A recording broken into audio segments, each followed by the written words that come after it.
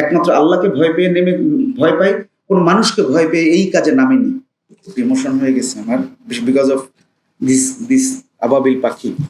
Information of lockers is not given. একটা locker থেকে 15 কোটি টাকার ডায়মন্ড পেয়েছি আমি সিজ করে।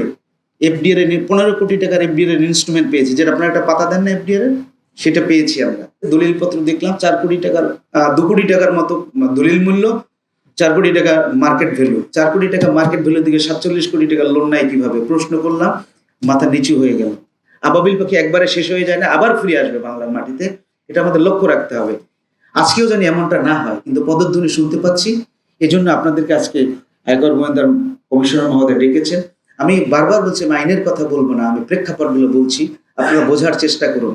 আমরা একটা স্টেজে যখন দেখব যে না, কাজটা আর আমাদের হাতে সময় নেই, পিঠ দেয়ালে ঠেকে গেছে, তখন আমরা আমাদের আইনের ক্ষেপণাস্ত্রগুলো তীর ছুটতে থাকবো, কেউ রক্ষা পাবে না ইনশাআল্লাহ। আমি আপনাদের এমডিদেরকে ওই কথা বলে দিয়েছি, আপনাদেরকেও আজকে বলে দিলাম। হ্যাঁ, আমি একটা জিনিস বিশ্বাস করি যে এখানে আয়কর গোয়েন্দা এবং সেন্ট্রাল ইন্টেলিজেন্স সেল, আপনারা যখন এই দরজা দিয়ে ভিতরে ঢুকবেন, মনে করবেন একটা মসজিদের ভিতরে ঢুকেছেন। এখানকার কোনো একটি কর্মকর্তাকে 5 লক্ষ হাজার কোটি টাকা দিয়ে কিছু করতে পারবেন না, এক গ্লাস পানিও খাওয়াতে পারবেন না। এখান থেকে কোনো অন্যায় হবে না, আপনার উপর 1 টাকা বেশি ট্যাক্স আরোপ করবে না, 1 টাকা কমও করবে না। আপনার টাকাটা তারা আদায় করবে রাষ্ট্রীয় কোষাগারে জমা দেওয়ার জন্য। এই গ্যারান্টি একদম মানে 100% গ্যারান্টি আপনাদেরকে দিচ্ছি। যদি আয়কর গোয়েন্দা এবং তদন্ত ইউনিট এবং সেন্ট্রাল ইন্টেলিজেন্স সেলের কোনো একজন কর্মকর্তা, কোনো একজন কর্মচারীর কাছ থেকে এই ধরনের কোনো আচরণ, কোনো ধরনের কোনো নেগেটিভ কোনো কিছু যদি পান, আমাদেরকে জানাবেন, আমরা তাৎক্ষণিকভাবে ব্যবস্থা নেব। কিন্তু এত কিছুর পরে আমরা চাচ্ছি আপনাদের সহযোগিতা। কেন? কারণ আমরা চাই এই যে ক্ষত সৃষ্টি হয়েছে বাংলাদেশের অর্থনীতিতে, মুদ্রা বাজার এবং পুঁজি বাজারে, আমরা কিছুটা হিলিং চাই, কিছুটা রিপেয়ার করতে চাই।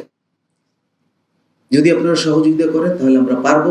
যদি আপনারা সহযোগিতা করেন, আমরা হয়তো কতটা পারবো জানি না, কিন্তু অনেক কিছু পারবো, কারণ we have knowledge enough in our hands.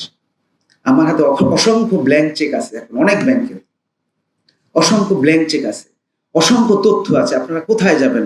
Information is there. আমাকে মেরে ফেলবেন, অথবা আমি তথ্য ছড়িয়ে দেব, সারা বাংলায় ছড়িয়ে দেব, ছাত্র সমাজের কাছে ছড়িয়ে দেব, সমস্ত সাংবাদিকদের কাছে ছড়িয়ে দেব। এখনো দিচ্ছি না, যেহেতু একটা ইনকগনিট অর্গানাইজেশন হিসেবে বলছি না। আপনাদের যারা ব্যাংক, আপনাদের না, আপনারা তো এমপ্লয়ি, যারা এই ব্যাংকগুলো সৃষ্টি করেছে, first generation, second generation, third generation, fourth generation, আমাদের কাছে সব তথ্য আছে। একমাত্র আল্লাহকে ভয় পাই, কোনো মানুষকে ভয় পেয়ে এই কাজে নামেনি।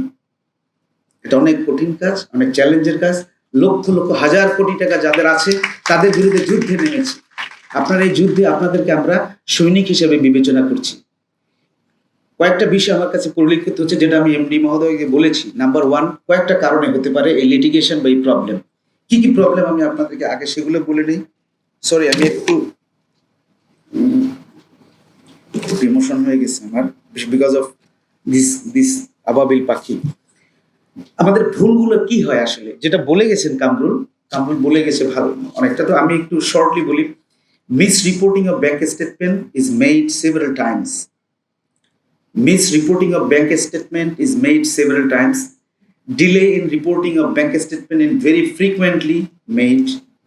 Non-compliance, that is, no reporting is made. Information about closed bank is not given. Closed bank account is not given. Information about the family members is not received as per KYC. Information of lockers is not given. একটা locker থেকে 15 কোটি টাকার diamond পেয়েছি আমি seize করে। বাংলাদেশের one of the biggest rich man, তার ওয়াইফের হাত কাঁপতে তারপর স্বর্ণ মানে গোল্ড, ওই যে হীরা পড়ে গেছে হাত থেকে। ছোট্ট আমার অফিসার, সে বলে আপনি কাঁপছেন কেন, এত ভয় কেন, আপনার তো টাকার কোনো অভাব নেই। লকার খুলে যখন পেয়েছি, সো আপনারা লকারটা দিয়ে লক রাখবেন। লকারের ভিতরে এফডিআর এর ইনস্ট্রুমেন্ট গুলো লুকানো থাকে। এফডিআর এর 15 কোটি টাকার এফডিআর এর ইনস্ট্রুমেন্ট পেয়েছি, যেটা আপনার একটা পাতা দেন না এফডিআর এর, সেটা পেয়েছি আমরা। সো আমাদের হাতে এগুলো মানে ডকুমেন্টস আছে, এক্সাম্পলেটরি, not all over the lockers. লকারের তথ্য দিবেন। Information about the collateral loan for the loan is not given. বাংলাদেশের সবচেয়ে বড় ফ্যাশন হাউসের 36-47 কোটি টাকা লোন নিয়েছে, তার কোনো সম্পত্তি নাই। জিজ্ঞেস করলাম কোথায় পেয়েছেন, বলে যে থার্ড পার্টি কোলাটারাল লোন আছে। আমি থার্ড পার্টির কাছে গেলাম, থার্ড পার্টি বলে আমাদের এই ধরনের জমি নেই। সেখানে দেখলাম তার যতটুকু জমি আছে দলিলপত্র দেখলাম 2 কোটি টাকার মতো দলিল মূল্য, 4 কোটি টাকা মার্কেট ভ্যালু, 4 কোটি টাকা মার্কেট ভ্যালু দিকে 47 কোটি টাকা লোন নাই কিভাবে? প্রশ্ন করলাম, মাথা নিচু হয়ে গেল। ক্ষমা চাওয়া শুরু করলো, বললো আমি ট্যাক্স দিতে চাই, আমাকে সুযোগ করে দেন। এই তথ্যগুলো যদি আপনাদের কাছ থেকে পাই তাহলে জিজ্ঞাসা করতে সুবিধা হয়। এখানে যদি আমরা 10,000 কোটি টাকাও কর হিসেবে আদায় করি, দুটো অর্গানাইজেশন 10,000 কোটি টাকা সরকারের কোষাগারে যাবে, সেখান থেকে কে লুট করবে সেটার পাহাড়দার আপনারা হবেন, বাংলার জনগণ হবে, এই ছাত্র সমাজ আবার হবে ইনশাআল্লাহ।